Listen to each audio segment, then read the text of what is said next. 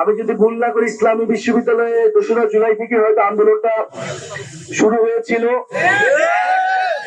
এবং সেই সময় লড়াই প্রতিরোধ আপনাদের বহু শিক্ষার্থীরা গ্রেফতার হয়েছিলেন, আহত হয়েছিলেন এবং এই ঝিনাইদহ কুষ্টিয়া অত্র এলাকায় কুষ্টিয়া ইসলামী বিশ্ববিদ্যালয়ের যে আন্দোলন, সেই আন্দোলন ছড়িয়ে গিয়েছিল, একটা বড় প্রভাব বিস্তার করেছিল। ফলে আমাদের সম্মিলিত প্রচেষ্টায় একটা গণ অভ্যুত্থান আমরা সফল করেছি। নিশ্চয়ই ইসলামী বিশ্ববিদ্যালয়ের সেই প্রতিরোধের, সেই বিদ্রোহের কথা লেখা থাকবে এই গণ অভ্যুত্থানের ইতিহাসে।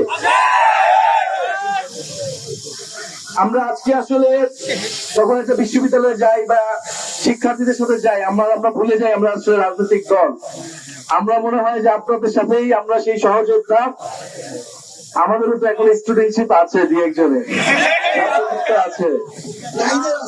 তো আমরাও ছাত্র, আমরাও শিখতেছি। তো জাতীয় নাগরিক পার্টির কথা থেকেও আমরা গণ অভ্যুত্থানের গল্পটাই মূলত বলতে এসেছি। গণ অভ্যুত্থানে হয়তো আমরা মনে করি, আমরা এখন এটা বলতেছি যে আমাদের আশা আকাঙ্ক্ষা ছিল আকাশচুম্বী এবং এখনো আছে। আমরা গণ অভ্যুত্থানকে স্রেফ একটা রেজিম চেঞ্জ হিসেবে দেখি না, যে একটা সরকার পরিবর্তন হয়ে গেল। কেবল একটা সরকার পরিবর্তনের আন্দোলন ছিল। এখানে ভিন্ন মত থাকতে পারে, দলমত নির্বিশেষে। আমরা মনে করি মানুষের জীবনের পরিবর্তন আসবে এই গণ অভ্যুত্থান, রাষ্ট্র কাঠামোর সংস্কার আনবে। এবং এই গণ অভ্যুত্থান এর প্রধানতম লেজিটিমেসি হচ্ছে ছাত্ররা, বিশ্ববিদ্যালয়গুলো।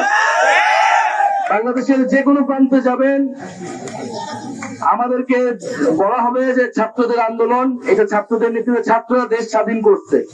ফলে ছাত্রদের উপরে মানুষের যে আস্থা, ইতিহাসে বারবার এই আস্থা জনগণ রাখছে।